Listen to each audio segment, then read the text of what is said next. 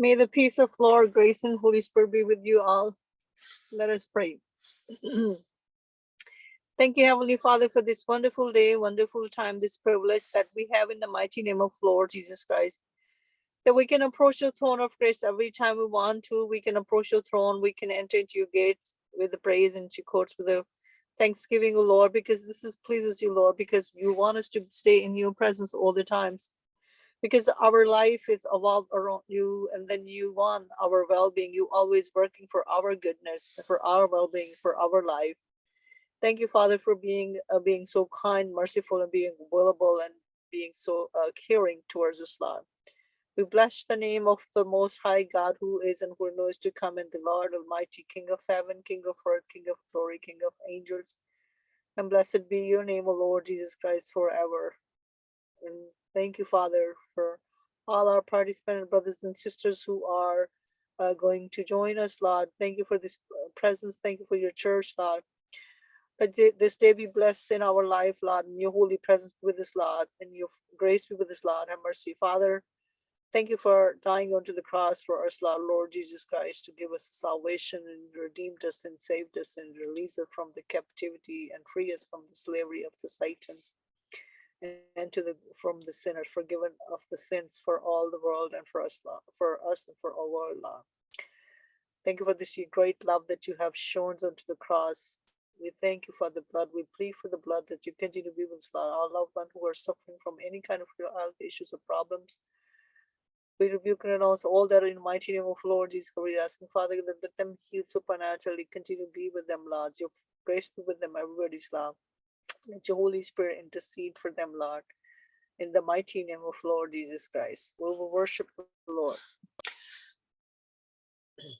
Today we will talk about why Jesus, what is the purpose Jesus does intercessions for us, why he's intercessor. Because Jesus Christ is above all, everything. He's everything to us. He's our Savior. He's our loving Father. He's the Son and the Holy Spirit. And he's the Spirit who always intercedes for us, Lord. That is why he's at the right hand of the Father. So we will worship the Lord Jesus Christ. And we'll sing the song. We bless his name. Bless the Lord, blessed be your name, O Lord Jesus Christ. We sing hallelujah to Father, hallelujah to Son, hallelujah to Spirit. Hallelujah, hallelujah. You the Lord God Almighty, holy, holy, holy, holy, you the Lord God Almighty. Hallelujah. Holy, you are holy. You are Lord God Almighty. Worthy is the Lamb. Worthy is the Lamb. Hallelujah. Hallelujah. For the Lord God Almighty name. I repeat the yawning in the mighty name of Lord Jesus Christ. Yes. So we are going to talk about, and I'm going to turn off the camera so I can go on to my notes here. So we can talk about, like, speaking about Jesus Christ. He's being intercessors to us. That what is the reason why he's being intercessor? Because he's a great God, and he's a great mighty Lord, and he's a good shepherd who always take care of his sheep, and he makes sure his sheep are well taken care of it. And that is why he took responsibility, and he's a responsible God, and he's a responsible father, he's a responsible friend, he's a responsible son, because now the burden, he took the burden for all mankind and all creations onto his shoulders. So make sure everything goes well with everybody. So that is the very reason, the purpose of Jesus Christ is is being he does intercessor for us, Lord, because because he knows we are weak, and he knows what we needed. He knows, so he's a kind of helper. He's a helper. He's a guardian. He's protector. He's a good shepherd. He's good intercessors. He's the Lord of Lords and King of Kings, and he makes sure. I said he makes sure. He say we all should be saved. So we say, since he always lives to make intercession for them, for us, he's just as Hebrews say, Hebrews chapter 7 verse 20 say, consequently he is able to save to the uttermost those who draw near to God through him, since he always lives to make intercessions for them. Because we cannot we although he knows the people who don't know him, he knows, but then he will not go he will plead intercession for all world. He did, but yet we have to stay within the circle with him. As long we are following him and we draw towards him, our attentions draw towards him, he will make sure he will always intercede for us. Because we need to know him first, and we need to accept him first. The condition is that we need to know him first as a savior. We need to accept him so he can do intercession. He will not intercession. He did given his life. He fulfilled the mission of the Father. But now the believer's job is to draw close to him so he can do our intercessions. This is what the reason Jesus is there for, to intercess, do intercession, because he's a good savior. He brought the salvation to the world, but now he wants the world to come to him and it's saved and recognize him who is. And when you have relation, when you maintain your relation with Jesus Christ and accept him your savior, he will always there for you, and he will always protect you and always intercedes for you, because he's the spirit of the God whose job is to intercede for his people and his children. Because why would he given his life for the creation? Why would he given the life for? Because nobody gives the life if they don't care, because he cares about us. He loves us so much. That's why. Because it's in his caring nature. He's kind and merciful. That's why he does the intercession for us now. As as evidence of his cry, it is finished, because it's when he was onto the cross, doing intercessions for the whole world by giving himself, because it's all word. Remember, one of the statement I said, the first statement of the cross, which is the first message, I would say all the spoken word and all the gestures of Jesus Christ, the action, what he done onto the earth, these are all the messages to his believer, that they should do these, because this is what the likeness of God is. So this is what the God likes it. So he came down to show us what Father likes it. So he was just he was giving example, and not just example. He was more than that. He came with the missions um, to reconcile everything and saved everything, because the mission was that which was set in the Garden Eden. Then when Father spoke to Satan and he prophesied that he will come and crush your heads. So now the time was there to say, to crush the Satan head, because from the other side, God was seeing from the other side. But to get into the other side, there was this sacrifice must be paid. Some ransom must be paid. And there is no life when there's a blood sacrifice. So blood for blood. And we're talking about the intercessor. He cared for his redeemed children's will never be finished. So he redeemed the people, but then the believers, his children, who become his children, who comes and put the trust and accept him as a savior, and put the trust, and then they become his children, and then he always there for them. He always take care of them. Although he take care of all the universe, but much more is more is like the reason for that God wants us to come through his son. So then we are saved. Otherwise we are not saved. Although we know him, although we accept him, but we need to know him more, and we need to get him into ourselves, and then just to follow what he said, and just to follow, obey, and do exactly what he did.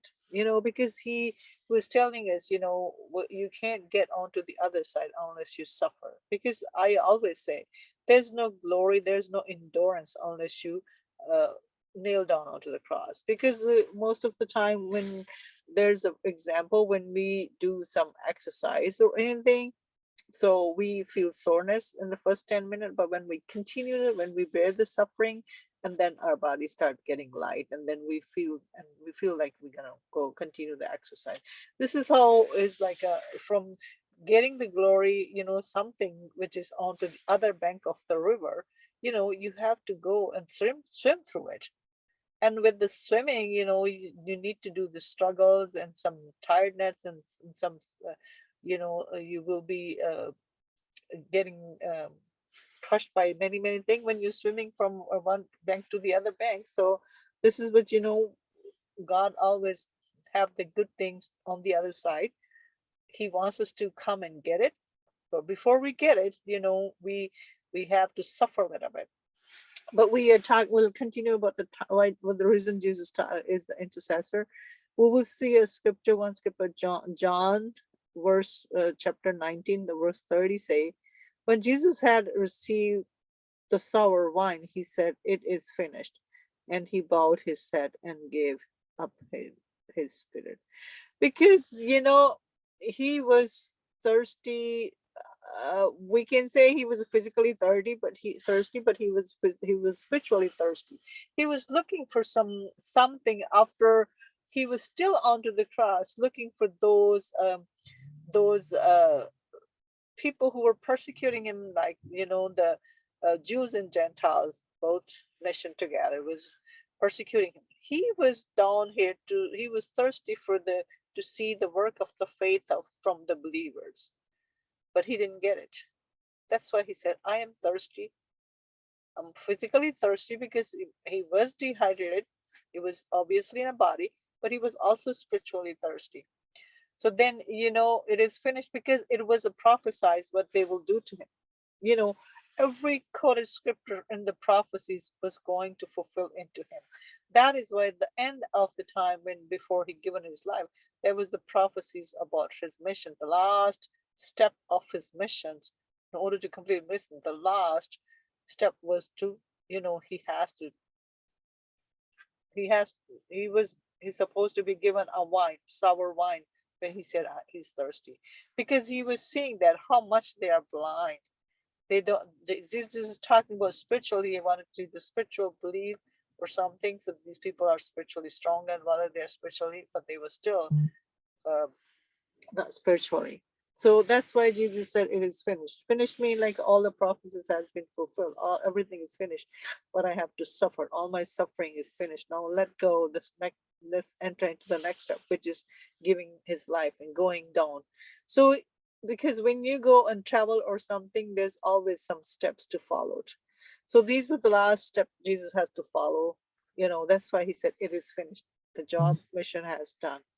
So uh, that's why it was still, he was still being intercessors for them. So Jesus did not go to heaven after. We know Jesus didn't go after heaven uh, after his earthly ministry and take a break.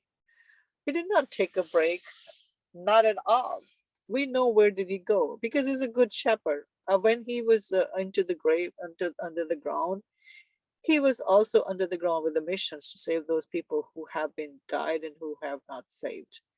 He went into down to save those people too. Jesus did not go heaven after his earthly ministry and take a break from his role in eternal shepherd, because he's eternal shepherd. He's a savior. He's protector. He protects his sheep. For if while we were enemies, because we know that we were enemies, he was on the mission to reconcile every mankind. That's why he forgiven those people who were persecuting him, because it was his destiny to suffered to reconcile all mankind to the Father. That's why, while we were still his enemy, we didn't know him. He was at the mission to reconcile everybody, because he knew that we don't know much. We are departed from the Father. We are separate. We're not spiritually. We are earthly. So we are, and because God has given a mankind to suffer onto the earth, but then God never left a mankind. He was there with him.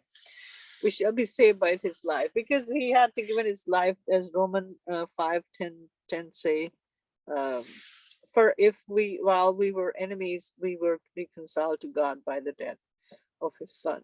Much more now that we are reconciled, shall we be saved by his life. Yeah, of course we will be saved by his life, because Father was trying to save our life through his Son by giving his Son life.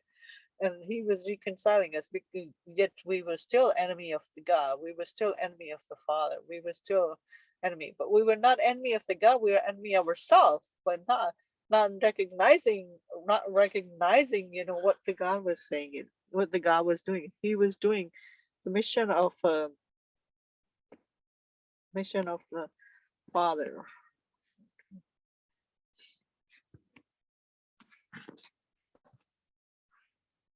So then there's more. We have more scriptures to quote about it. Um, we can say that Jesus is our eternal shepherd. He's the eternal savior. He's eternal intercessor. He's there at the right hand of the Father. He's our attorney. He's there for intercessioner in the courts of heaven. So he's there at the right hand of the Father, who given his life, who shed his blood, and his blood is more pure than precious than the Satan's tricks and works. So Roman 5:10 say the new for while we were God's enemy, we were reconciled to him through the death of his Son. How much more, having been reconciled, shall we be saved? So we can see the scripture is telling about um, we can see the scripture is telling us, we were still enemy and God yet it was in his mission, because he was doing his other purpose, because he knew that, I rather do that rather going after them and taking revenge. I rather save them all, and they can come and they will know, they are nothing without me. They need me. So we know that God had a power, and where was the scripture? Okay, so God is a powerful, and he always do the strange thing, he always do the mysterious things for our, but remember, everything is for our well-being, and everything is for, going back to the Father, going back to your fathers, after Jesus ascended. And then we know that Jesus, he is redeemed after redeeming us, if they, if when humble, despised, dying in death, he was so humble and he died. He had the power to accomplish so great a work as reconciling us to God, because it was his mission to reconcile, because he always do, God always do the strange thing. He will not come after us and take a revenge and take a he know that we are innocent, we are so weak, and Father loves us so much. He's so loving, kind, tender. He's always do the better thing for us, and he has a good plan for us, so always there for us. So we have to go, and we all have to know that if we keep the Lord Jesus Christ in our life, he will do everything for us in his power to save us and give us a life and bless us abundantly. How much more may we expect that he will be able to keep us now that he is living? So Jesus Christ dying on the cross, after 3 days, he was risen, and he triumphed in he triumphed the missions of the redeemers. He was raised from the dead, and now he ascended in heaven, and he's sitting at the right hand of the Father. Jesus is still very active, and like I said, he's non-stoppable. He's available 24 hours, 7 days on every single breath of our life for us. So he's there forever. He will never leave us, never forsake. After Jesus ascended to heaven and was seated at the right hand, like I said, he's seated at the right hand.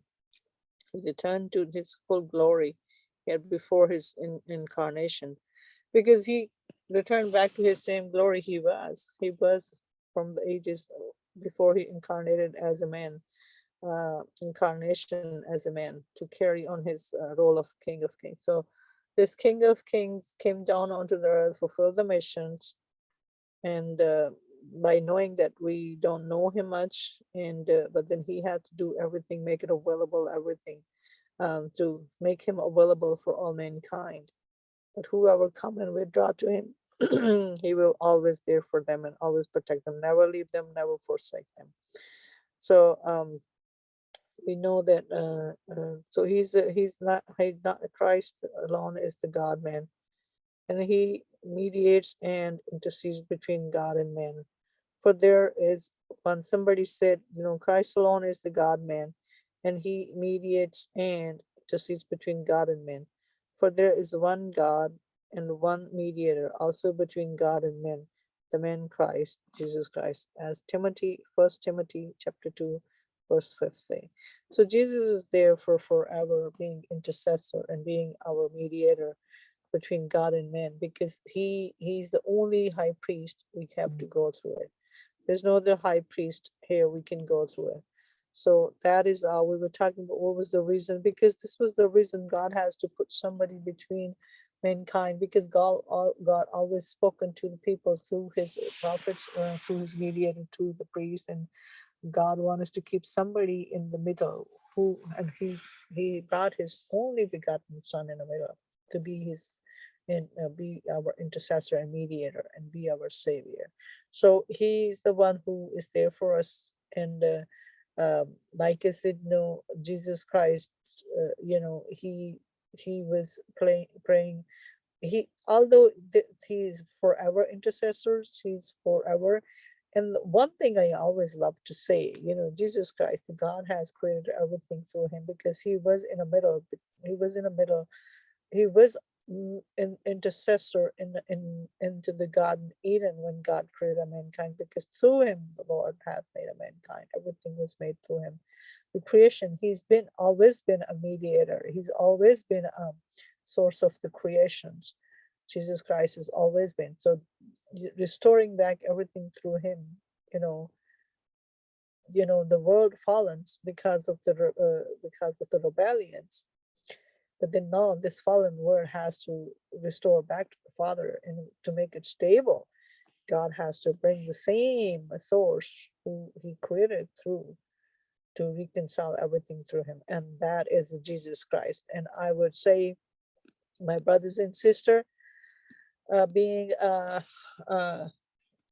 would say, my brothers and sisters, you know, don't feel hopeless and don't feel like you are abandoned. No, we are not abandoned. We are saved. We are well kept. We are well loved by God. So God never abandoned us. No, so come to the Lord Jesus Christ, and he will intercede for you for everything. And that's why he's available 24 hours, 7 days, every single breath of our life, as long we draw towards him. We have to draw towards the Father. We have to draw towards the God through Lord Jesus Christ, and he will uh, play a good role, because he's a good shepherd, and his job is to protect his sheep and make sure his sheep gets all well taken care of. Everything they have, everything what they needed. So we have to come to him, my brothers and sisters, and Jesus Christ is our mediator, and he's much more than that. So come to know him. Come to know him. To know him, come draw to him. Accept him, your Savior. Then he will take care of you. He will intercede for you. He is a living God. He's there forever for us, and he will never leave us, never forsake, and he will make sure everything what we need onto the earth, much more than what we think. We ask one thing, he will give us, bless us with the 10th thing. Not just to gain the blessing, just to gain the crown of glory. Because you know what is worth to losing our life for the Father and helping others? This is more worth than everything, Sla. But I don't want to go carry away somewhere else. But I want to say, So if you guys have not accepted the Lord Jesus Christ, your Savior, come and accept Him. Repent your mistake. Let us all repent our mistakes and come and acknowledge Him as a Savior. And if we believe Him, He is the Messiah. He is the Son of God who was sent for us, who died on the cross, and He's our Savior forever. We are saved. So in the last day, whoever will take His name and acknowledge Him as a Savior, he will be saved. So that is all we have to do. Let's pray. Thank you, Heavenly Father, for this wonderful day and wonderful scripture that you have revealed unto us, Lord Father. That our Lord Jesus Christ, who is a good and supreme eternal shepherd, He's not just the shepherd, protector. He is also our intercessor, and He's also mediator, Lord. And through Him we get a life. Through Him we were made, and through Him we reconciled after fallen. And you have forgiven our mistakes, our sins, present, futures, past, present, futures, sins for forever. But still not, but it does not give us a license to go sin more, because you are a Savior. It's just like after we repent our mistake, we know that, Father, we have to obey you. We have to walk with you in your holy presence, Lord. Thank you, Father. We're asking that you continue to pour your Spirit onto all of us, Lord, and you breathe. Let your Holy Spirit be with us, Lord, and your grace be with us, Lord. And continue to open our spiritual eyes so we can hear your voice. Open our ears, open our spiritual eyes so we can see you more. Open our ears so we can hear your voice. And continue to fill us with your Holy Spirit so we can, who can reveal in the depth of the Lord Jesus Christ, and who can tell us who Jesus Christ is. And thank you for being present there, Lord. Thank you for your love, mercy, grace, and abundance. And thank you for everything, Lord. Father, bless those people. Bless everybody's out there. Bless your people. Bless your children. And we continue to pray for your revival for all those people who are still in the dark and they're still in the captivity of the Satan. Father, we continue to pray for revival, that you be open their spiritual eyes so they can see you more, Lord Jesus Christ, and they can receive their salvations through Lord Jesus Christ, so they can accept you, they can see you, Lord Jesus Christ, so for they be saved too, Lord, as you saved us too. We pray for, Father, we pray for them, Lord. We pray for that. We continue to pray for our brothers and sisters again, Father. We pray for all the sickness that will be gone and people will be healed. And your peace with everybody's, Lord, and your grace with everybody's, Lord. In the mighty name of Lord Jesus Christ. Amen. God bless you all.